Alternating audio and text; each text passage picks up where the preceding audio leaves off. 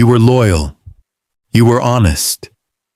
You gave her your time, your heart, and your full attention. You stayed when she cried.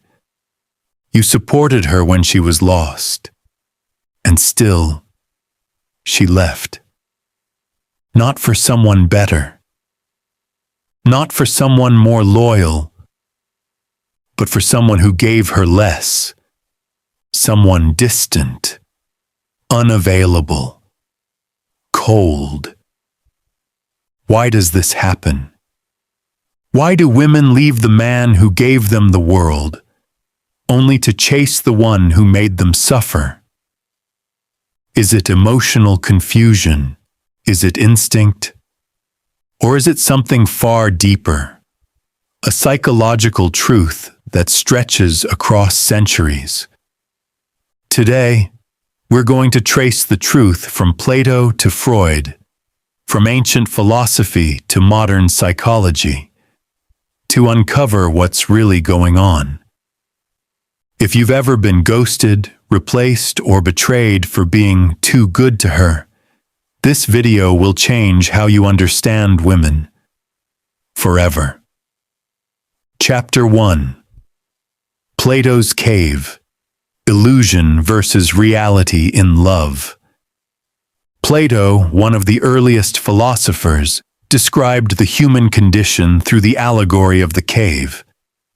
Imagine people chained inside a dark cave. All they see are shadows cast by the fire behind them. They think the shadows are reality, because that's all they know. Now imagine a man breaks free. He steps into the sunlight, the truth. But when he returns to tell the others, they resist. They're comfortable in illusion. What does this have to do with women leaving good men? Most women, like all humans, are emotionally conditioned by illusion. They chase excitement, drama, and emotional chaos because it feels real, even if it isn't. The loyal man brings peace. But peace feels like silence to someone addicted to noise. Plato would say, they reject truth because they're used to shadows. So when you give her stability, she sees you as boring, not because you are, but because her internal world is still stuck in the cave. Chapter 2. Freud and the subconscious desire for chaos. Freud, the father of psychoanalysis, believed that women, like men, are deeply influenced by the subconscious mind. But here's the key. Freud noticed that women often develop emotional attachments not through peace, but through emotional turbulence. In other words, what excites the unconscious is not logic, it's danger. She says she wants love, peace, consistency. But subconsciously, she craves intensity, unpredictability, and emotional spikes. The loyal man provides consistency, the very thing she consciously says she wants. But the emotionally distant man provides a cycle of highs and lows, which her subconscious finds intoxicating. This is why Freud said, people are more loyal to their patterns than to their partners. She might leave the man who brings her peace, because chaos is what feels like home. Chapter 3. The Loyalty Trap, when good men get replaced. You did everything right. You were patient. You never raised your voice. You supported her dreams. You stayed when most men would have left. And yet, she grew cold, distant, uninterested. She didn't just drift away. She replaced you. Here's the truth. being loyal isn't always enough. Because loyalty without polarity becomes invisible. Women are biologically wired to seek emotional polarity, the pull between masculine and feminine energy. The nice guy often gives up his masculine edge in order to please. He becomes agreeable, predictable, and overly available. Over time, she doesn't see a man. She sees comfort, and comfort doesn't spark attraction. As harsh as it sounds, loyalty without mystery leads to emotional extinction. This doesn't mean stop being loyal.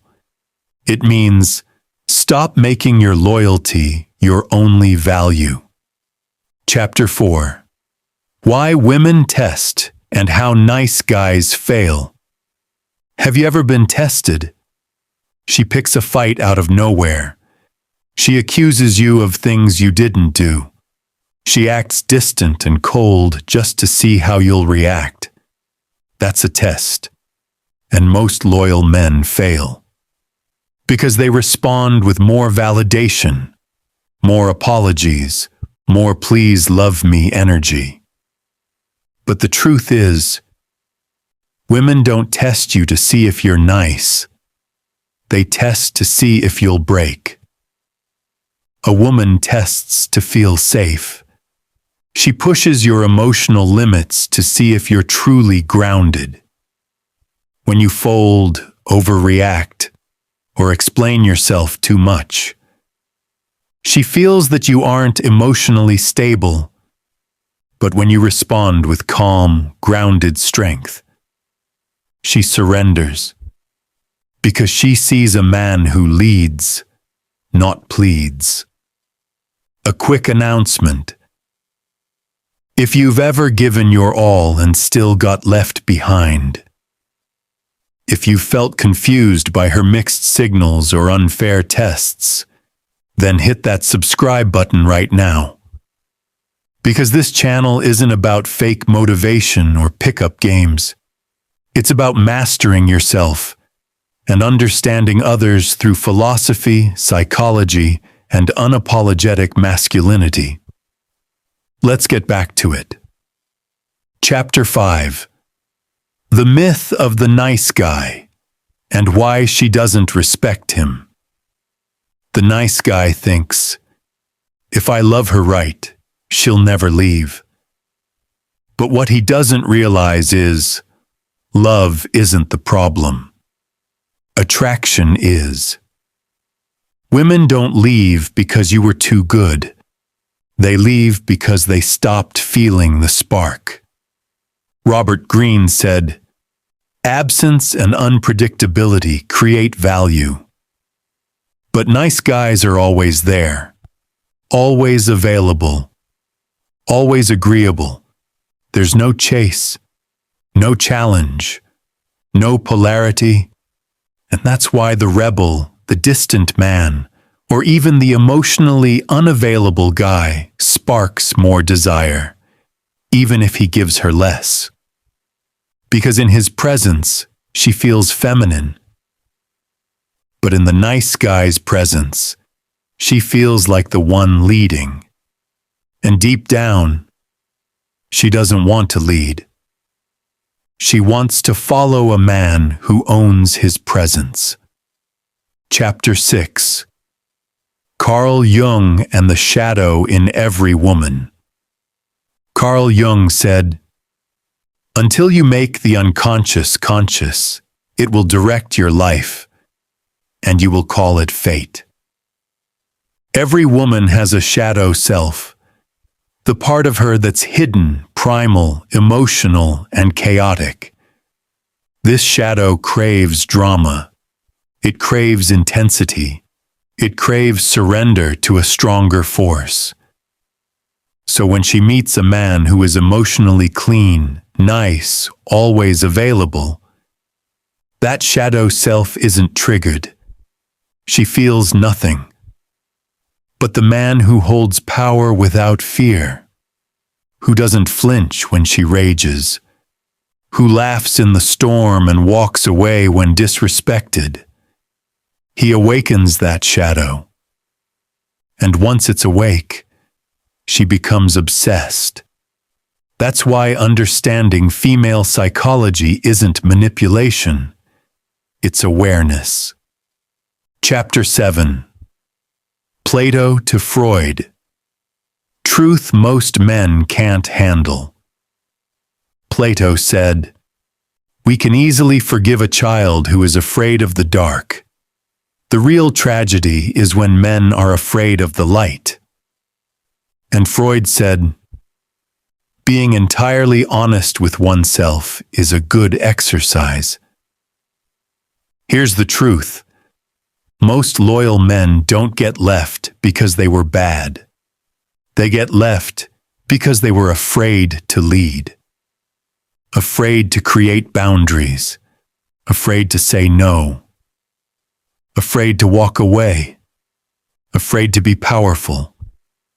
But women are wired to follow the strongest emotional signal in the room. If you don't send one, she'll find someone who does. It's not cruelty, it's instinct. And the only way to break free is to stop blaming her and start building yourself. Final and last chapter. Become the man she can't replace. Here's what no one teaches you.